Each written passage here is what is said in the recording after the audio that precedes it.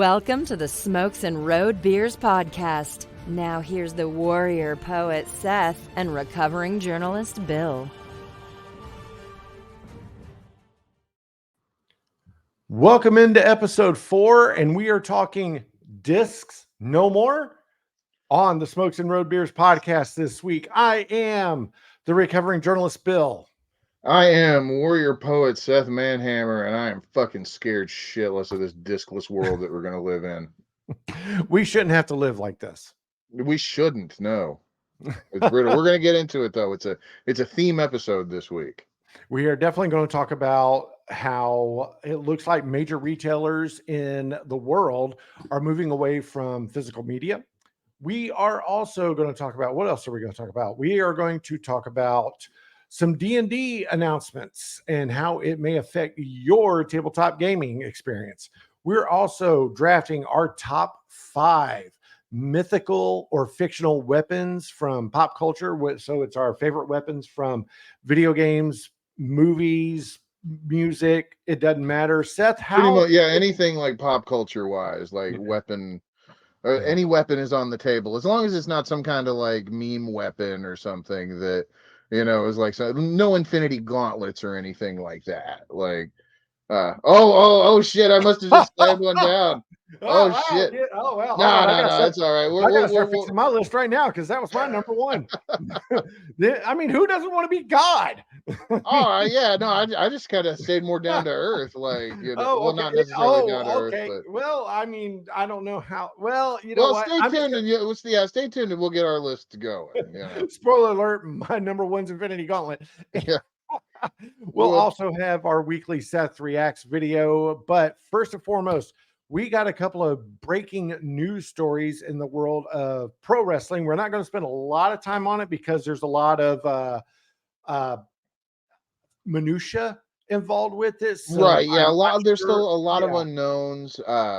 A lot of speculation that can be made. Nothing set in stone, but we know not to go on too far of a tangent without just going ahead and saying it. Sting, the icon, the legend himself, is going to retire at Revolution 2024, which will be in January of this year. That will be his last match. And man, I gotta say, a bunch of people are sad. I'm sad, don't get me wrong. Mm-hmm. I love the Stinger. There have been few constants in my life, and Sting in a pro wrestling ring for most of it has been one of those things. And to have him come back for the past 4 years mm-hmm. to do what he has done and to be able to call his own shot and to say that I am done, man, more power to him, brother. I am right there with him. I can't wait to see what Sting has for us. I will say, I think it's a long time coming. My first thought is I hope they do it the right way. I feel, don't get me wrong, the Undertaker's last match, the last ride, the final Boneyard match, Boneyard match. Right. I'm glad it took place against AJ Styles, the best in-ring wrestler of all time. So I'm happy about that. But I feel like these icons, they deserve better than a movie match. If that, I think Sting and the Undertaker, they deserve better than the Boneyard or what's the Hardy Compound movie match? The broken stuff. Yeah, Sting, I knew you'd come. Yeah, I think. And don't get me wrong, I thought the Boneyard match, I thought it was fantastic. I don't think that it was okay. You couldn't get a good match out of the Undertaker. You couldn't get that in a ring with the Undertaker at the time. Like that was the best that we were going to get. Yeah, I don't think that's going to be the case with Sting. Sting has been in the ring. He's been consistent. Yes, he's been protected. Mm-hmm. You can't argue that. Everybody knows that he wears the brace under his shirt. But the level of quality he's given us, he's jumping off like those ramp things that mm-hmm. we think he dies every match, but he keeps coming back. Yeah, he does. He needs a huge send-off. I agree, Daniel. Like send out everything for the Stinger. I'm not disagreeing with anything you just said. I just also feel like I'm really upset because we talked about this last week. I think the Seth Reacts video last week or the week before was Edge coming out to a half-empty arena. And then Right. now there's video surfacing that Sting was basically announcing his retirement to the hard cam with empty seats. And Uh, that's a tragedy. I gotta agree with you there. But what can you do about that? Yeah. Well, Tony Khan, here's an idea. Do better, bro. Stop worrying about your Twitter shit and your Twitter beefs, Tony Khan, and worry about promoting your shows and getting butts in seats. Okay. Yeah, the I'm Twitter not. shit was a little. The Twitter shit was pretty Yeah. cringe. Yeah. And I'm Not not going gonna to lie get. on that one. Yeah, and I don't want to get into it because I don't want to spend a whole lot of time about wrestling on this podcast because we have so much other stuff. And I know we're going to get into a huge deep dive about one particular topic. So I don't want to get into Tony Khan's Twitter rants because on top of it being cringe, it's like, dude, if that's your focus, then you don't need to own a wrestling company. Give it to me and Seth. Yeah, I mean, Oh damn, yeah, we could just don't pitch give the it to Matt damage. Jones. No, don't give it to Matt Jones. Give it to us so we can actually do something with it. Exactly.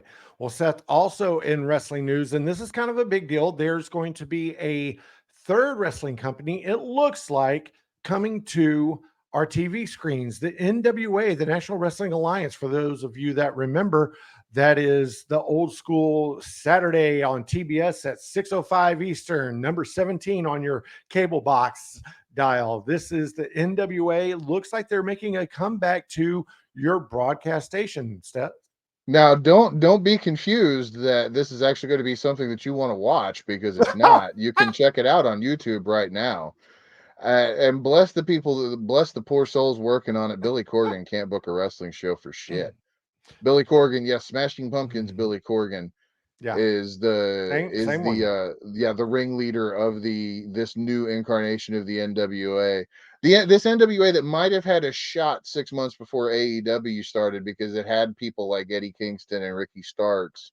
And But the current LA Knight, the current LA Eli Knight, Drake. yeah, he was on there, but he could. Everybody else paid better than Billy Corgan, and Smashing Pumpkins ain't making that money like it used to. So you get the likes of Tyrus and EC3, but the Damn. NWA. What is it with you and Ty? Why do you hate Tyrus? Or a lot of y'all know him as the Funkasaurus. Why do you hate him so much? Is it because he's on Fox News all the time, or No, what's it has going on? nothing to do with he was on Fox News. It has to do with he's a terrible friggin' wrestler. The dude Okay. shouldn't be in the ring. Have you seen the video of him defending, quote unquote, I his went back and title? watched and saw him run the ropes. Oh my Yes. God, that was Yeah. so bad. If So when bad. we ever start live streaming, that's going to be one of our gifts that we have is just Tyrus not running the ropes because he doesn't do it. He just kind of lightly leans against them and then does the move. It was.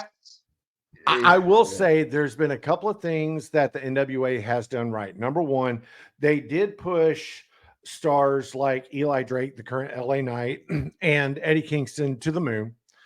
But of course, he couldn't pay him. And I Right. get that. But Camille Brickhouse, the NWA women's champion, she was basically their Roman Reigns. God, she's amazing. Yeah, Why? she is far better. She is far Then they better deserve. right, yeah, she really is. Camille needs to be in one of the big two right now.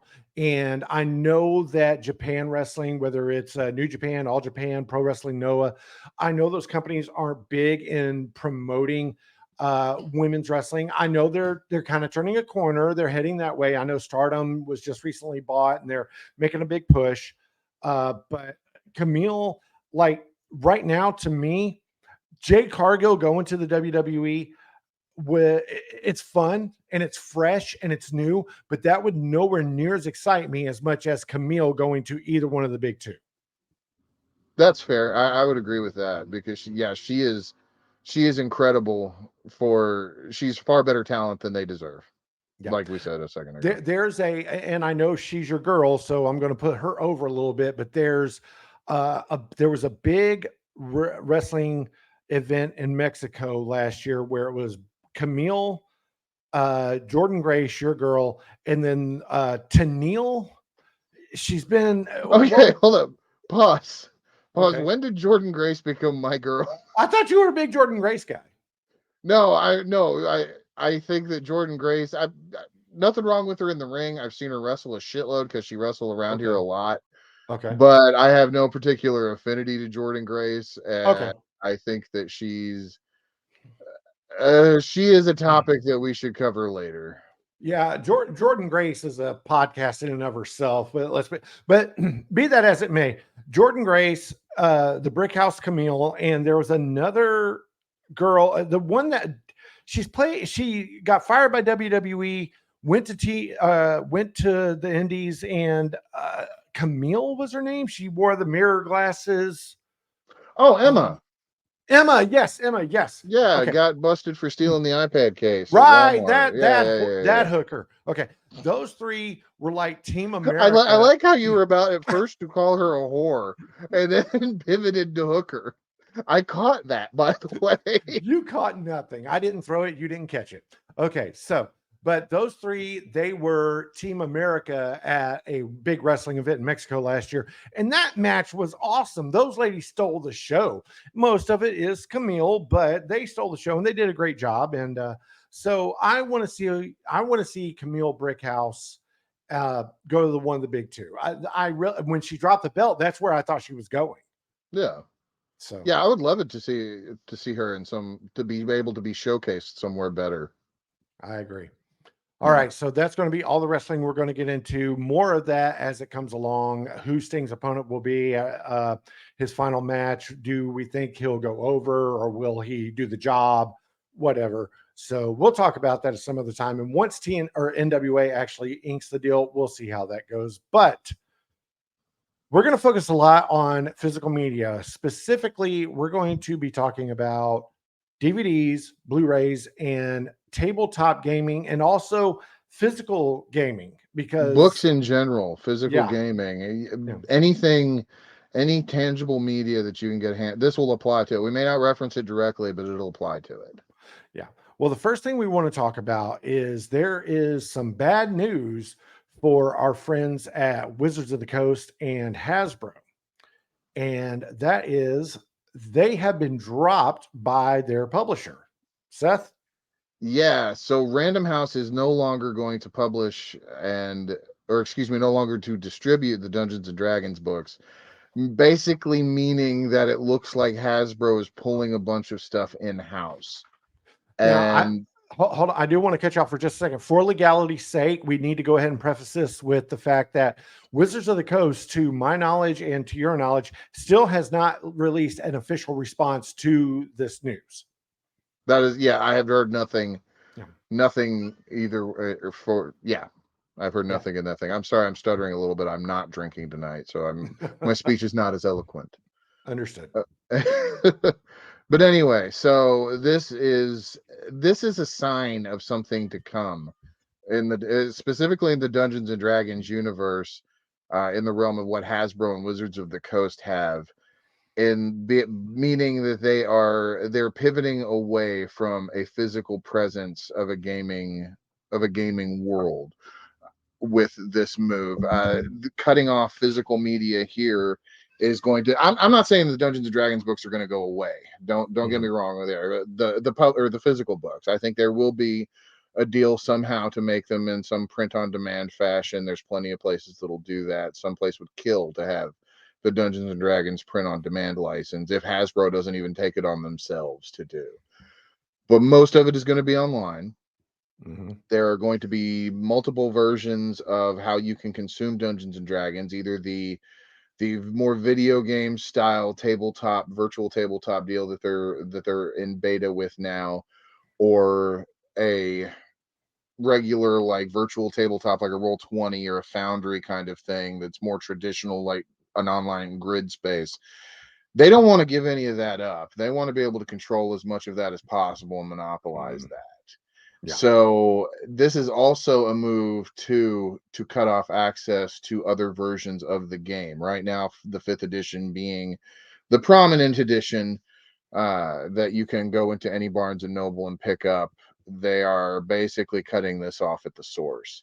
So eventually, when this product dries up, they will be able to be replaced with a different product, maybe a 5.5, a 6E, something to that nature. But it's not a consumer friendly move. It's not really a good thing either. with how Hasbro is trying to fundamentally change Dungeons and Dragons. And Well, yeah, sorry. yeah, let's be honest. If it was not for the Big Bang Theory and Critical Role, nobody would care. I mean, when it comes to pushing it into the pop culture mainstream in the last 10 years, nothing has made D&D more prevalent than Critical Role and the Big Bang Theory. Right, yeah, you can't argue that. Yeah, nobody can argue that. But at the same time, if you're old school like myself and you, and I've talked about this, I've not paid one penny for anything Dungeons and Dragons related in the last 20 years up until last year. Last year, I finally broke down and I bought a couple of the books and I bought the starter kit. But everything's available for free online. I've got stacks on stacks on stacks. I'm sure that's a rap song of PDFs of character sheets. So I don't understand. I mean, I'm sure they're making this move to the virtual space, like you said. What is it, D&D 1 or Dungeons and Dragon? One D&D, or I Yeah, know there's yeah, D&D Beyond and one right. D&D. They're all parts of the same puzzle, Yeah, basically. I'm sure that that's where they're making the push so they can control the content. But where there's a will, there's a way. Okay. Back in the day when Seth and I were youths and we were riding brontosauruses to school, on the way home, we were popping in our cassettes into the radio and we were calling the DJ at our local stations and requesting a song so we could hit the record button on our cassette to record. Okay. Right. After that, then along came Napster and LimeWire. And if you didn't get a virus from one of those two, then, then you got BitTorrent sites. So, where you're going to make these changes where you think you're going to control the space, you're already 2 steps behind, in my Yeah. opinion. I feel like the publishers are so behind the times right now, especially when it comes to the tabletop gaming space, whether it's Wizards of the Coast or these other properties. I don't know who owns Yu-Gi-Oh! And Pokemon, but Yeah, I'm not sure who owns those either. I think they're two separate entities. But what this is also going to do too is, and you also have to remember that and when we talk about Wizards of the Coast, we're also speaking about Magic the Gathering too. yes. And there's a big push for Magic the Gathering no longer being a physical object anymore, because it's only as far as Wizards of the Coast and Hasbro is concerned, you buy a pack of Magic the Gathering cards, that's the only time that you're going to essentially see money from that sale, that transaction. The cards in there may fluctuate in value. That means nothing to Hasbro and nothing to Wizards of the Coast. So at a certain point, they don't give a shit about selling the card after the initial sale. Then Yes and no. And the reason I say that is because once physical cards and let's just say Warhammer 40K, once those two properties are taken away from your local game stores, or LGSs as they're known in the space, that will be the end. That will be the death bell. COVID almost killed local game stores. And then Magic or Wizards of the Coast doing away with Friday Night Magic, which was their biggest thing. Now, and Daniel, if you're still in here, please chime in on this. The only thing that is keeping Magic alive in paper format is two things. Number one, the Commander format, and being able to play online on Spell Table. Okay. Once you take the physical cards away, I mean, some of the cards will shoot through the roof as far in terms of value. right. But then people are going to hoard those. They're not going to go to their local gaming store like I used to do and buy, sell, and trade. Right. But now So the Spell Table thing, is that the official Wizards of the Coast Hasbro app? they own it. They do. I know that there's some kind of digital component to Magic the Gathering too. You're talking Magic Arena. Okay, yeah. I know Magic. that there's a big pivot towards Magic Arena too, that people play Yeah, that. a huge. Yeah. They want here's the deal. Magic Arena, if Wizards of the Coast has this thing where they will never fully commit to Commander because they don't own it. They don't regulate it. Now they make money off of it, but it's kind of a pissing contest. They don't want to admit that, oh, we invented Commander and or Elder Dragon, Highlander, or whatever you want to call the format, EDH, Commander, whatever. They don't own it. They don't control the rules committee, although they own, I don't care what anybody says, and whoever's going to chop this podcast up and send it to whoever the fuck, that's fine. All of the content creators, whether you're the professor at Tulare Community College or you're those shysters at, what's the other one? Daniel, help me out. Shit. I had it and I lost it, but Game Nights, the Command Zone podcast. Those are the two biggest content creators, and Wizards of the Coast has them in their back pocket. I don't care what anybody says. Okay. Now, with that being said, Wizards of the Coast is trying to figure out how can we keep Commander and make money off of it and claim it as ours, but also we don't want to push it because the way the format for Standard is that it forces you to buy new cards every set, every cycle. And Wizards is making a killing. They used to come out with 4 sets a year. Now they come out with 15 sets a year and all these secret layer drops and all this other shit. So right, and exactly. So they push out more product in the first market, or in the first, or in the original market, and then the secondary market cannibalizes sales off of that they don't eventually see. That was my point originally. So yeah, it makes sense that they keep like pumping out, and I'm sure that probably these new sets are, I'm going to assume, of a lesser quality in some cases. You know, if you're talking about product quality, are we talking about the actual physical? Because Wizards of the Coast, they got hammered a lot from 2018 to about 2020. They got hammered for a 2-3 year span where their cards, the ones that were, are foil cards like this here. Yeah. They were like Pringles. They were curved so bad. Yeah. Even if you put them in a sleeve, they would still curl so bad. Now they got better with that over time. Their print quality has gotten much better. Now, if you're talking in terms of the product quality as far as gameplay, I don't know, man, because the last set that just came out, the Doctor Who series and the Commander decks, people can't stop talking about it. I'm not a Doctor Who guy. Are you? Yeah. Okay. I mean, I was at one point, but yeah, I mean, I stopped watching around the Capaldi stuff. Right. Well, the Doctor Who stuff for Wizards of the Coast and Magic right now is making money hand over fist. It's a very well done product, and I'm not a Doctor Who person. It's fun. It's very well put together. So it just depends on where you look at it as far as terms of product being good or not good. I will tell you a set that me and my friends, we kind of enjoyed for the nuance of it, the Crimson Vow and Midnight Hunt, which was basically vampires versus werewolves. Yeah. We enjoyed that because of the mythology, not because it was a good product. The cards that came out in that set kind of sucked. Gotcha. So. Okay, yeah. So, see, I'm not a Magic the Gathering guy, but I'm just, I know that a lot of this falls under the same umbrella, but yeah, well, they're all owned by Hasbro, so. Right. Okay, shall we take a look at this video that you sent me? Because play this video, because this gentleman makes some of the same points, and I admittedly did cannibalize some of his points. Yeah, and what he was speaking of, but absolutely. And this is from the Dungeon Craft YouTube channel. Highly recommend going and checking out his stuff if you get a chance. But let's see what he has to say about it. The video is 12 minutes long. We're not going to play all of it, but this will, explain it a little bit better. Oh yeah, it's me, Grimtooth, and I hope you're ready for a brand new book.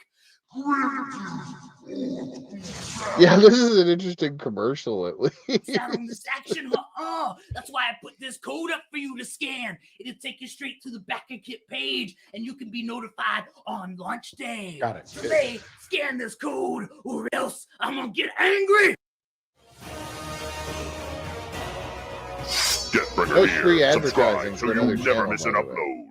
Dungeons and disaster. That is the topic of today's video. Hasbro has decided to sever ties with Random House, the company that distributes D&D. It's not the only company that distributes D&D, but it is the biggest. They're also ending their partnership with Judge Academy, the company that trains judges to run Magic organized play. And as of January, that I forgot about that part, but that's a big thing. That's huge. Yeah.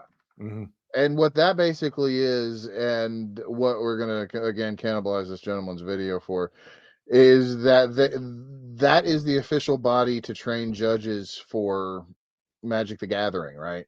Yep. Like for tournaments and events and things like that. Like, and those are the people that are stationed in game shops, if I'm understanding correctly, or are they mostly at conventions? I know that the place that Empire downtown over here, they were a huge Wizards of the Coast distributor and had were like the official hub for the area, but I don't know who governed them. Every area should have it. Like here in Bowling Green, it was Hobbytown. They still technically are the official distributor of Magic the Gathering products for Wizards of the Coast and Hasbro. But they, ever since Wizards of the Coast did away with Friday Night Magic, and I don't want to get into a whole diatribe about that, but ever since they did away with that, at least in my area, it's Magic has suffered. And then you also factor in the pandemic. It's been really, really tough. But judges, a podcast that I used to be a producer and co-host for, the Women of Gaming podcast, one of the ladies that I was a co-host with, she was a level 1 judge for Magic the Gathering, and they were charging her, I think it's $100 a year. So if Toad and Troll is leaving, then who's she paying that money to? And who's going to be an official judge? Hold on. She was paying them to be an official judge? Yeah, you have to pay them to learn to be a judge. And after you're done, you have to pay, I think for a level 1, I think it's $99, $100. And then to be a level 2 judge, I think it's $150. So what? Yeah. I don't get that shit, but I don't either. But yeah, let's continue. Right. February 2024, Troll and Toad will stop selling Magic cards altogether. This past Friday the 13th, Hasbro stock closed at $55.90, down from over $100 2 years ago. I think the all-time low is $49 or so. And a good point for that is that it was Hasbro, not just Wizards of the Coast. Right. Yeah, that's fair. Hasbro, the entire company. Yep, I agree. Yeah. Market. The idea is to make money. Up is good, down is bad, and losing half your money in just 2 years is an unmitigated disaster. So now, again, I want to reemphasize what Seth said. It's not just Wizards of the Coast. It's Hasbro that's lost that much money. Hasbro has lost that much money, not because of Wizards of the Coast or because of any property that they own, other than fucking Monopoly. I'm sorry. Do we need Monopoly, CSI, Las Vegas Strip? I mean, but think of how much money that I'm sure that Hasbro is probably pulling in a huge chunk of money for all those licenses for Monopoly. But nobody's buying it. Somebody is, or else they wouldn't keep licensing the shit out. Well, I mean, you can pimp a hoe. It doesn't mean she's giving a blowjob to any Tom, Dick, and Harry. But anyway. And I'm sorry, this guy just reminds me of my freshman biology teacher. Right, but wouldn't it be more awesome if your freshman biology teacher just didn't talk about biology, but talked about Dungeons and Dragons shit? Oh, yeah, or magic. Yeah, that would be much better. But anyway, wow, we're already a half hour into this pod. So we're not going to go any more in depth with this, but because we definitely got to shift gears. But just to tie a bow on this, but also segue into our next topic, where can it be saved? I don't think the way that we are now, the way that consumer society is, and this is going to be another point that we probably dwell on a little more later too. I think that the damage is already done, and there's not a lot we can do to there's not a lot we can do to do anything to change it, other than to still continue to purchase our media, our physical media, endure the high prices that it's going to cost. because it's going to be exorbitant now. It's not going to be as easy as it was. But well, Daniel, I hope you're being funny. Hasbro should have money. They sold Death Row Records to Snoop Dogg. Okay, well, that was what I was chuckling at. I don't know if yeah. he's being. I don't know if number one, Hasbro actually owned Death Row Records. I think they did at one point. I think that was the thing, is that Hasbro bought Suge Knight sold Death Row Records to somebody who then sold it to Hasbro, and then Hasbro sold it to Snoop. So I'm pretty sure that was the chain of custody. But yeah, Death Row Records, what is that worth now? I mean, God, that's going to be an interesting YouTube rabbit hole that I go down once we get done with this, because I am intrigued. I never thought that I would associate Hasbro with Death Row Records. well, speaking of physical games that you can touch and hold and roll the dice and flick your cards and write and erase your experience points, other physical media looks like it's going the way of the dinosaur, Seth. And I've thought a lot about, once we got to this point, of what I was going to say. And This hurts my heart. this is a huge blow. And I'm going to say again, I need to amend my original fear. I do not think that this is the end of physical media. Physical media is always going to be there. It's going to be a pain in the ass to get. It's going to be expensive as fuck to get. Mm-hmm. It's may not necessarily be worth it 9 times out of 10. The other thing is, I plan on still making my own physical media. Really? Nothing's going to stop me from that. You know, it's been a hobby of mine. I'm going to out myself here. Okay. I'm obviously an avid lover of physical media, as my shrine will attest. These are legitimate films that I have purchased. Mhm. In a lot of cases, I do delve in, and 9 times out of no, I do purchase a significant I amount know. of material. I was there. Yeah, Bill was present for a lot of it too. Yeah. But then the other thing, part of that is because I feel there's a preservationist aspect to it. I feel like that once I own a copy of this movie, that, you know, I'm content with it. I have upgraded various formats, jumped from VHS to Blu-ray or DVD to Blu-ray and 4K, things like that on some movies. But it's it's a hobby to the point of where I just enjoy knowing that if I decided to watch something randomly again at some point, I have a copy that I can go and reliably be there. Unlike this streaming juggernaut that was supposed to be everything that we could have imagined on ever captured on film or whatever digital media or audio cassette or whatever that was going to be at our fingertips. And we know that that is not the case now. Yeah. We absolutely know that that is not the case.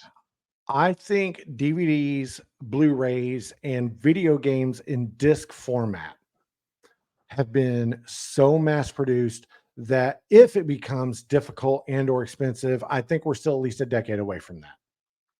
I firmly believe that the last 3 things on this planet after the nuclear global zombie apocalypse are going to be cockroaches, MREs, and DVDs.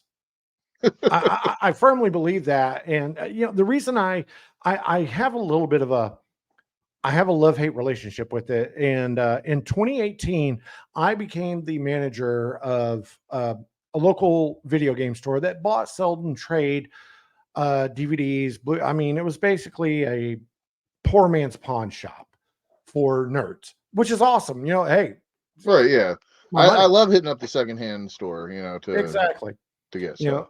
know, but we.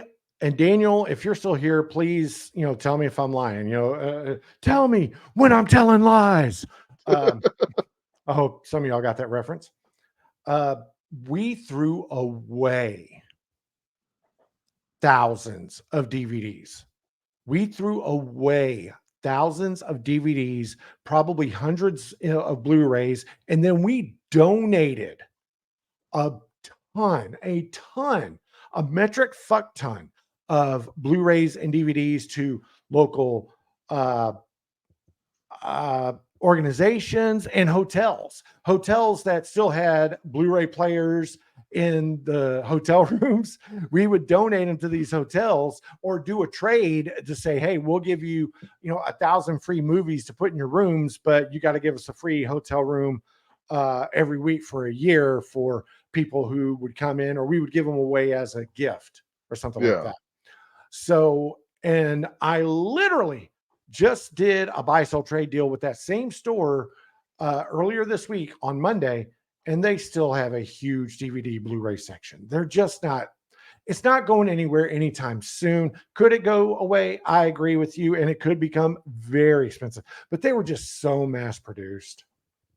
They were mass produced. Yeah, I mean, there's tons of them, and I got to agree. But then the other thing that scares me is, so I was looking up statistics today, and I think like Martin Scorsese's Film Institute estimates something in the neighborhood of 90% of the films made before the sound era of movies are gone. Like the silent movie era, basically, we just have a fraction of whatever existed there, right? Right. So, and then I can't remember what the other statistic was, but even if you're even looking at all movies in general, 75% of them before 1929 are gone, that we just don't have anymore. So from a preservationist standpoint, that there are so many copies of it, that there needs to be multiple copies of things out in the world. And I'm going to say this, I'm going to sound like weirdly paranoid, but I hope that I get my point across. And if you decide to start humming the national anthem as I'm going on this rant, please do, because I think that it would really I think you mean taps. No. well, you decide which is appropriate.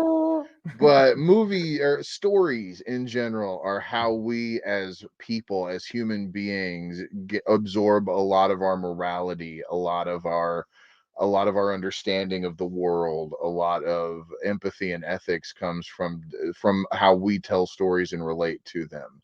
Physical media in a lot of cases is just stories, and to preserve those, to share them as objects of their time. Yes, they may sometimes be uncomfortable. Yes, a better version might have come out, but there was still the original version of something that we had that shouldn't be lost, because we lose something as a people when we don't have this kind of stuff. We don't have things telling us how things genuinely used to be back in a time where the like, people don't understand, and people have this idealized version of World War II in their minds, where Americans buckled down and they rationed things and they gave up and they were just this proud generation, when that wasn't the fucking case at all. People bitched and moaned. Like, you thought like COVID hoarding was bad here whenever all that happened. Like, people didn't want to give up any of their shit to ration, like,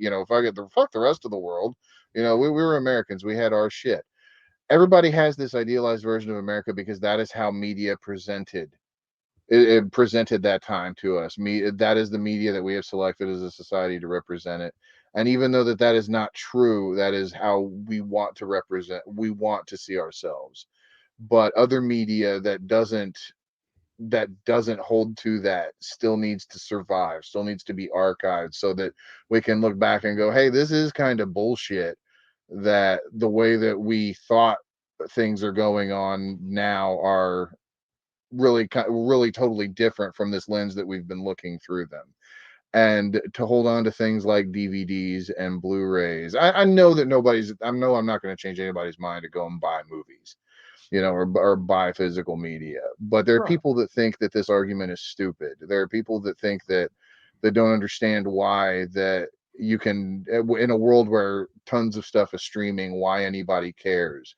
This is why I care about it, is because it is important. I do think of them as cultural artifacts, as art to a degree. And that when we start to make these choices with how we cultivate and curate our art, really starts to reflect on how we as a people decide things. And then when we don't have these experiences with the art to frame other things or have empathy for another situation or way of understanding, then we lose something about being human. And yeah, I like a lot of what you said. I would say, um, I just like collecting. Period. Now, I will say this. I let me rephrase. I used to love collecting, yes, especially movies, Blu-rays, comic books. Comic books was a big thing that people thought, oh, now comics are going digital and everything's on your phone or iPad and you can read it all. And it's like, no, there's nothing that's going to replace going and buying the newest edition of, the new release of Wonder Woman or Hulk or any, right. having a physical book in your hand that just can't be replaced. I'm sorry. No, Um, no, it can't. And that's something though too that I understand that like as time goes on, we do lose that. Like there's no mhm, more going to the video store. There's no like there in very rare cases is there going to the comic book store and picking stuff up the way that we used to. mhm. We can't go to the local supermarket and do the spinner rack and get the new comics either. Exactly. Stuff changes, time marches on. I don't begrudge that. 100%. I will say this, and here's where I'm going to go on the solo layout because I don't want Seth to receive any blowback. And if anybody edits this part out and puts it on social media, that's totally fine. It's all on me. There is nothing that anyone can say or do to convince me that streaming media looks better than physical media. I'm sorry. I know we live in a day and age where everybody has 10 gigabyte download speeds, and I've got a 20K uh, TV that's 70 inches and this, that, and everything else. And that's fine, but you're lying. Okay. Right. No, Okay. I'll bring it back in. you can put me Okay. back in here because I Good. will take this heat with you. No, there is no world where streaming looks better Yeah. It's than a not even physical. close. Yeah. If you take I miss Blockbuster too. I used to work at Blockbuster. I loved that fucking Who didn't work at Blockbuster in the 90s or the early job. Yeah, 2000s? I mean, that is we true. all did it. Yeah. Now, raise your hands if you stole something from Blockbuster when you worked there.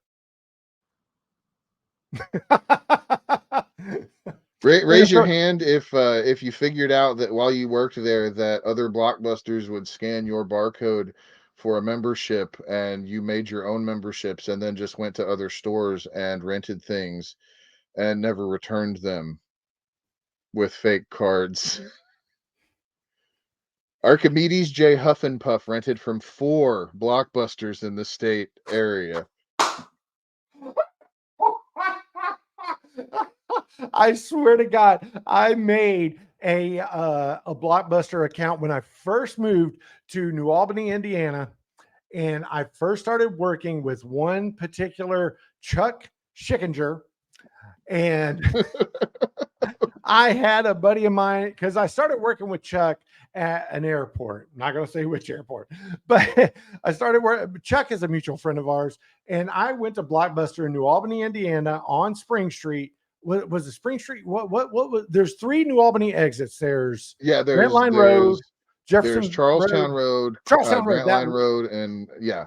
But Okay. okay, yeah, The I know what you're talking. Yeah, yeah, okay. The Blockbuster that used to be on Charlestown Road, I had a buddy of mine make a fake one for Chuck under the name of Rusty Shackelford. For those of you that know, you know. But yeah, so we've all been there. We've all worked at Blockbuster. We didn't steal shit. We liberated stuff because people did not deserve it. yeah, no, and the store would do stupid shit too. Like if one of Oh, the like if the one of the VHS tapes broke, like if somebody rewound it and it just unspooled and snapped, then it mhm. was just like, oh fuck it, throw it away. And I pulled that stuff out of the trash, a little Scotch tape with a screwdriver. You had yourself a new movie. Yeah, good as new. So, with that being said, to put a bow on it, long live physical media. I mean, don't get me wrong. I had my closet, my man cave used to look like yours. Now I've got maybe a fourth of that. And it's Yeah, in my. you've got to, and that's the thing too that we should touch on for a minute too. It does take Is up a lot of space. it does take up a lot of space, and like you said, with comic book collecting, well, there was one point in time you texted me a comic book, and you're gonna know exactly what it was or what it is, and you're just gonna go, and you just told me I'm done. There's nothing. Yeah. What else do I get? And that was your New Teen Titans #2, the first appearance of Deathstroke. And what was your grade? Yeah, what's the grade on it? And this one, I think it's a 6.5. I've Yeah. got a 6.5 New Teen Titans #2, and then I've got a graded Thanos Rising. That one is a 9.8, and it's the first whatever the Marvel reboot was. That's the first appearance of Thanos in the Marvel reboot. Like, I know DC did the New 52. Oh, okay, yeah. I Marvel, know, yeah. They yeah, did their Marvel thing. did something similar, and that was the first Thanos solo issue. So those are my two grails. I mean, because those are my two guys. Yeah. And once I got those, it's, well, what else do I do? I mean, my comic Right. collection is done. Yeah. And now I'll still collect comic books, but there's some issue. I mean, obviously, like, I still collect comic books. There's stacks of Yeah, them. absolutely. But there's the series that I collect are very few anymore. Unless it's something like when I'm watching George's show and then he's showing me what he has, and of course he works in a comic book store and I can tell him to grab me one. Right, absolutely. But there is, I had this epiphany when I was buying the Army of Darkness 4K Blu-ray disc. I got to thinking that at that point, that was probably the 5th or 6th time I'd purchased Army of Darkness on various format, be it VHS or DVD or Blu-ray. There was always some kind of version of it. Okay. And I just decided, like, this is the one. I'm done with this. Like, I don't need any more. Like, it can't look any better than this. Like, this is where I stop. And Ghostbusters is another one that I've bought multiple times just to improve formats. But I love that movie. But there does come to a point where enough has to be enough. And I'm even trying to look at places where I can downsize some of my collection at this point. Right. But Yeah. it can be overwhelming. But now there's some things I refuse to do, like the episodes of Big Bang Theory. I don't mind having that on a streaming service or in digital form. Right. But Game of Thrones, that entire run, I had to have it on Blu-ray, and I had to have the Steelbook Collector's Edition. Okay. The original Crow movie, I had to have it on Blu-ray, and I had to have the Steelbook Collector Edition. Yeah. I want to say it was 5-6 years ago, the DC animated collection of that movies. thing. Yeah, I still have that. There's some things that I just have to have the physical copy because, on top of that, let's just say for the sake of conversation, you have a situation like me and Tabitha did back in 21. We had a tornado wipe out Bowling Green in the middle of fucking December. So we had no power for 10 days and we had no internet for 2 weeks. So there was a time there where we, if we were lucky, we could find someone who would take us in for the night, or we would go to a hotel if we could afford it. And we would take a DVD player or a Blu-ray player and watch physical media. So there's always those situations that can happen. I mean, the internet could go tomorrow. Right. Then it could. And most likely, with the infrastructures that we enjoy in the first world, like most likely, no, that this stuff will not happen. Agreed. But there's no reason.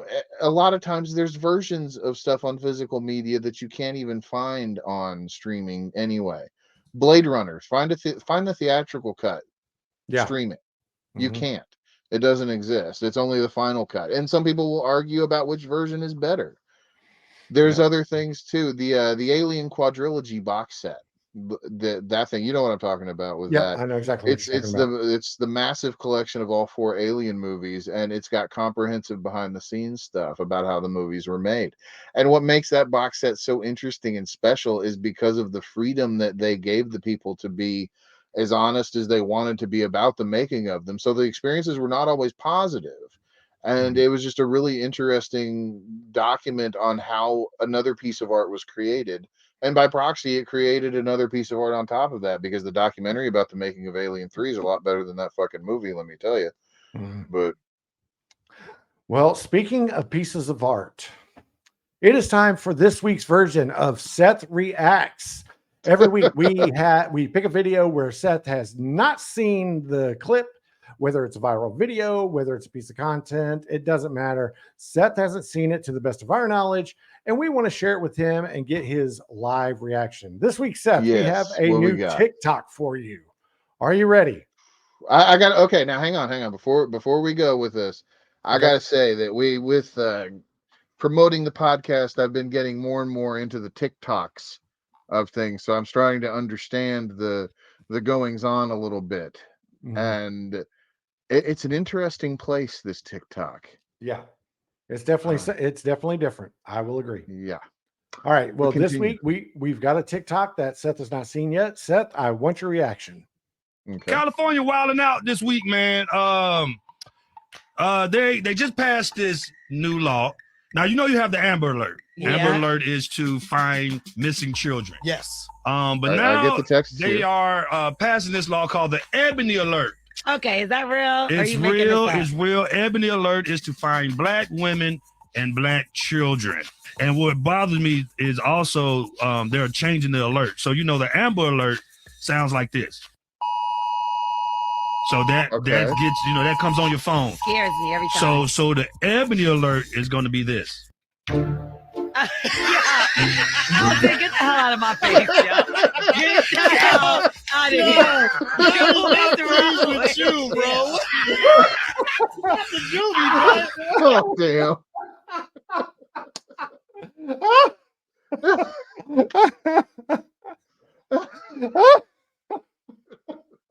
For those of you that don't know, that is the opening to Juvenile song Back That Ass. But they are 100% right. That is a lot. That is a real thing.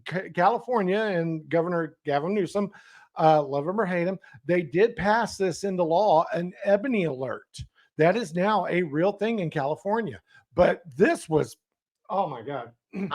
My question though, ultimately is, why can't they just be all under the same banner of the Amber Alert? Dude, I could sit here and scroll through 1 million TikTok videos and probably 100 YouTube videos where African Americans and Black people are more offended at this than they've been offended at anything in the last 10 years.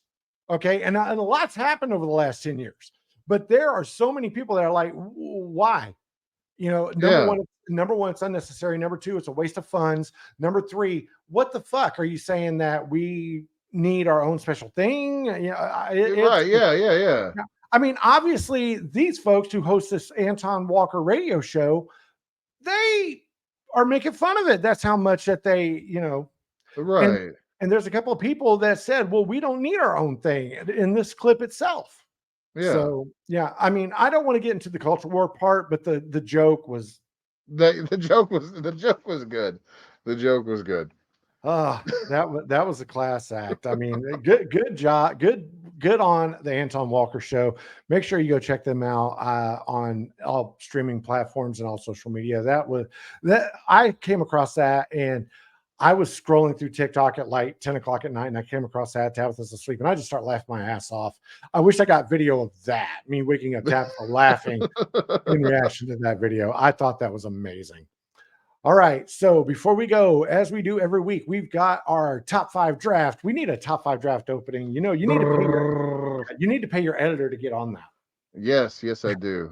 I know what it'll be. I'll record Mika just howling. Yeah, and that'll be the tone. Yeah, exactly. This week we are drafting our top 5 mythical or fictional weapons from pop culture. This could be movies, video games, TV shows, music.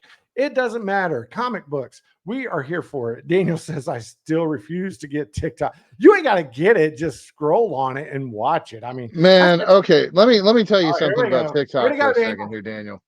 So I'm scrolling through TikTok, learning some shit from time to time, and then trying to figure, like, I don't know. It took me like 3 days to figure out how to like a video. And of course, the first one I like is like a TikTok titty girl video. So, then like every 4th video I have is some variation of that. Then there's this dude that had a filter where it looked like he had no eyes and he's yelling at people. about how he does have eyes, and if they gave him a cowboy hat, he could see it. And I don't get it. There's a this other dude that was yelling about, like, if he touches his elbow, it means something. It means something. Then there's a bunch of videos of people hoofing horses and shoeing them and popping pimples. So I don't know if pimple popping is the big one. Okay. Yeah, TikTok's real fucked up. Well, you know. Oh. Hold on, one button. Yeah. Hey, your husband or wife is watching some chick shake her ass on their phone. Oh, damn. You a hater. That's right. I call you out. Oh, And that's the other thing too. Every time you open it, it assaults your ears violently. Yeah, it is loud. It is loud. I will say that I know you're not going to believe me, and our viewers may not believe me, and that's fine. But for the most part, I really get on TikTok to share recipes with Tabitha, and I'm like, hey, try this, make this. I want to see. But there are fucking shit. All right. I will show everybody the 30 TikToks that you send me. Actually, I won't, because that would incriminate me. But no, every other text I get from Bill is a TikTok. Watch this TikTok. If you think my TikTok is bad, you should see my Marco Polos with my brothers. Oh my God. I sent you a clip of the Marco Polo Wars. No, we're not going to get into. Okay. Yeah. Let's circle it back because we're close to the end here. All right. Our top 5 fictional fantasy weapons or mythical weapons from pop culture. Seth, you get to go first this week. Your number 1 pick. My number 1 pick is a weapon that is near and dear to my heart. Not a traditional weapon in an offensive sense, more of a. It's not even a defensive weapon. The proton pack from Ghostbusters. Oh, okay. Yeah. And so see, it's not really an offensive weapon or a defensive weapon per se. Mm-hmm. It's a utility weapon, I guess. I guess would be the best way to call it. But I always thought the proton packs were just cool as shit. And then when you got the trap that goes along with it, you can get ghosts. And yeah, who doesn't want one of them? Exactly. No, I'm with you. I wish I'd have thought of that one.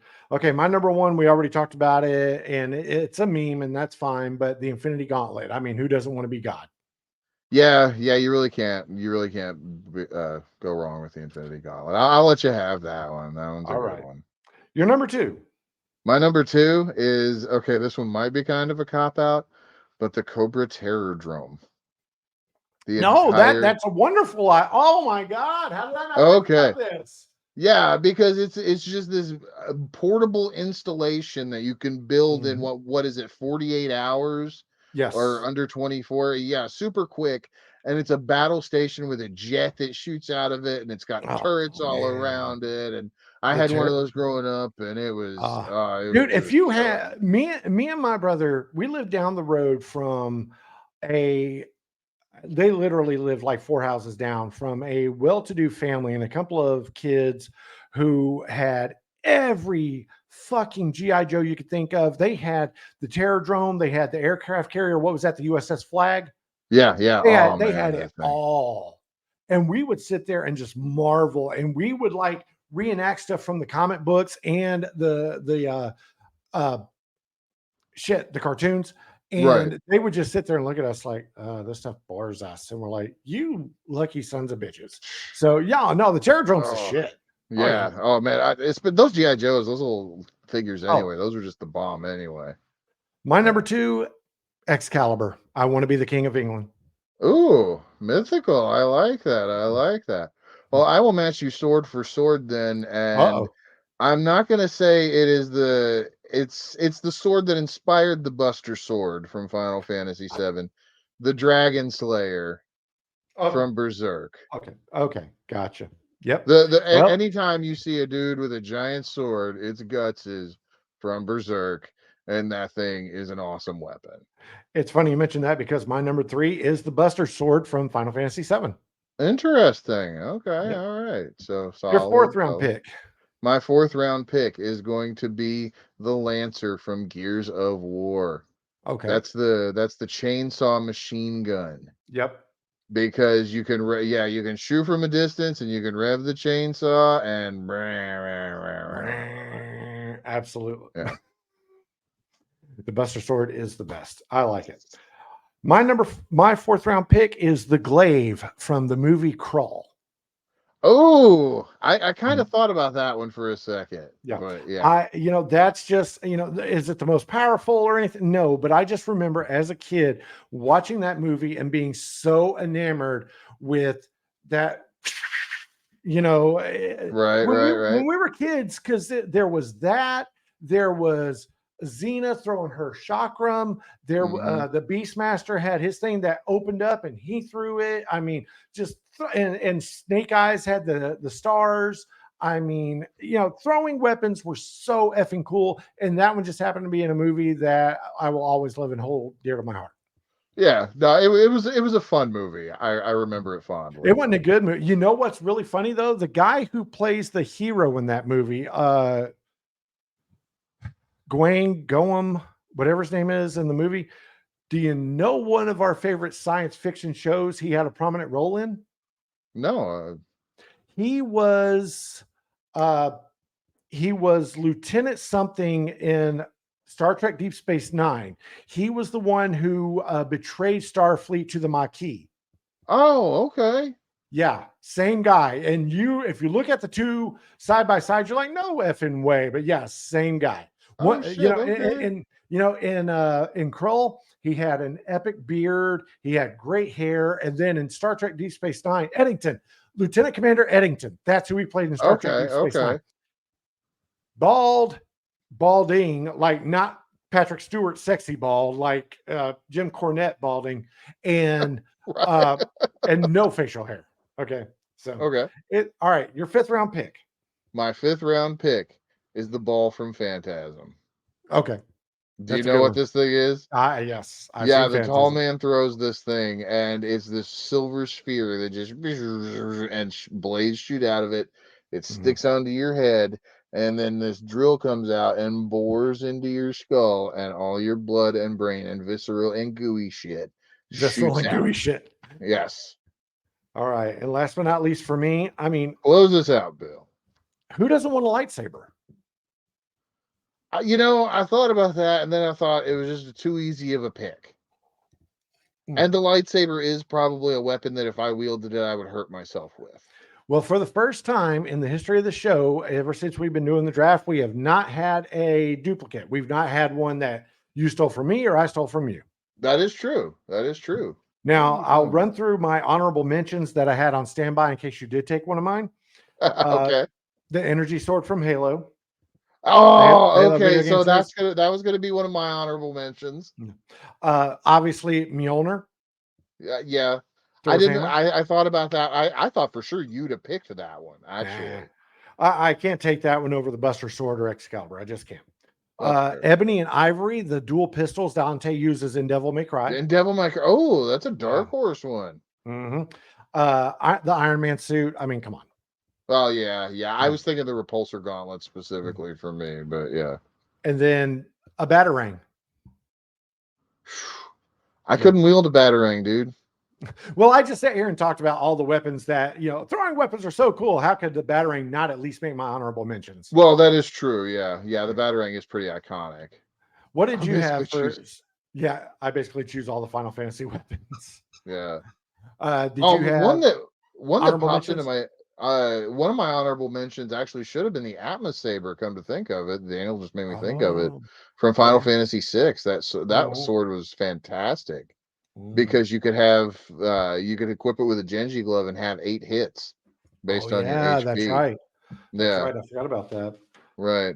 No, of my two. I have 2 other honorable mentions though. One is the Colt from Supernatural, that was developed by Samuel, or it was a Colt pistol developed by Samuel Colt, and it was the thing that could with the 6 bullet. It was something with the 6 bullets in the chamber. They could basically kill anything. So that was basically the ultimate trump card. And the other is Stormbringer, Elric of Melnibone's sword, which is a vampiric sword that yells and screams a lot and drives people nuts, but then also eats their souls as it kills them. And yeah. Have you ever watched the TV show? I can sing the theme song. It's a very obscure sci-fi channel show about Winona Earp. Winona, I've heard of it. I haven't Okay. watched it, but Well, yeah. she has a gun that's similar. It kills like the undead with one shot, and she has to reload it with souls. And I thought about putting that one in there because Tabitha loves that show, but I couldn't get into it. And the theme song was so fucking terrible. The theme song, so terrible. It was I told that devil to take you back. I'm like, what the fuck? This had potential. Oh, Longclaw. Oh, how did I not pick Longclaw? Oh yeah. Oh man. Daniel that was or, Jon Snow's sword, right? That was Jon Snow's sword, but more even iconic in my opinion is the bear paw dagger that she uses to kill the Night King. Oh. Yeah, because it was I haven't seen the last episode or the last season of Game of Thrones. Oh no! Did I just ruin it? No, I mean I don't care. Like I know how it ends, No. but I don't Oh remember. my god. Yeah. Okay. Next week, I think we're going to throw a monkey wrench into the plans when it comes to our draft. I want to promote the shit out of this one, and we'll probably hit it on all social media multiple times. We're going to do a top 5 draft of actors or actresses who have played multiple roles in comic books or comic book movies or media. Oh, okay. Mm-hmm. Interesting. And I will go ahead and say it now ahead of time because I get the feeling that it's easy to double dip into the Chris Evans, Captain America, Human Torch, and then Right. Ryan Reynolds as Deadpool and Green Lantern. So we're also going to say if they did voice acting in animated comic movies, that counts because voice actors are actors. That opens it up quite a bit because and in a lot of cases too, the voice actor version might even be a more definitive or iconic version. I agree. So I like that. Yeah. All right. Folks, we want to thank you for listening or watching episode 4 of the Smokes and Road Beers podcast. Make sure you check us out next week, 6:30 Eastern, 5:30 Central, live on Rumble and Facebook. And if you want more of Seth, make sure you check out our TikTok channel, the Smokes and Road Beers podcast TikTok channel. If you want more of me on a little more serious topics, you can check myself out on Allison Morrow's Tittle Tattle podcast that airs every Wednesday on Rockfin, Locals, and Rumble as well. So with all that in mind, we want to say thank you so much for your support. Thank you for tuning in and watching. We will see you next week. And before we go, remember, you got the rocker, you got the shocker, you got the spocker, and don't forget the very important one, the minivan. 2 in the front, 5 in the back. Manhammer out.